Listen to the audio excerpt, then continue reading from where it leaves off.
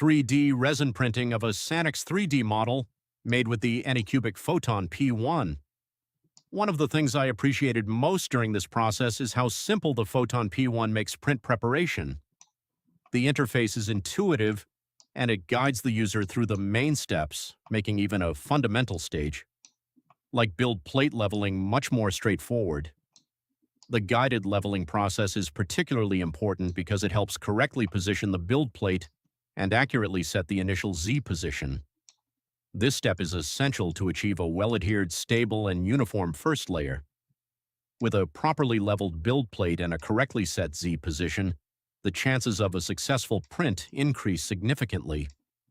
The parts adhere better to the build plate, the risk of print detachment during the process is reduced, and the entire workflow becomes more reliable.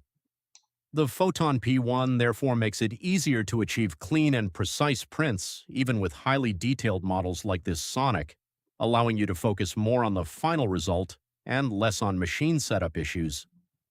In my opinion, the only aspect that could be further improved is the possibility of adding a small manual correction to Z0. I do not mean giving users complete freedom to change the machine's 0 point, but rather a controlled offset, for example, within a maximum range of around plus or minus 0.5 millimeters. This could be useful in certain specific cases because over time the leveling sensor could slightly lose accuracy or small mechanical variations could occur due to regular use. Having the option to apply a manual micro-adjustment would make it possible to compensate for any small deviations while still maintaining the safety and reliability of the guided process.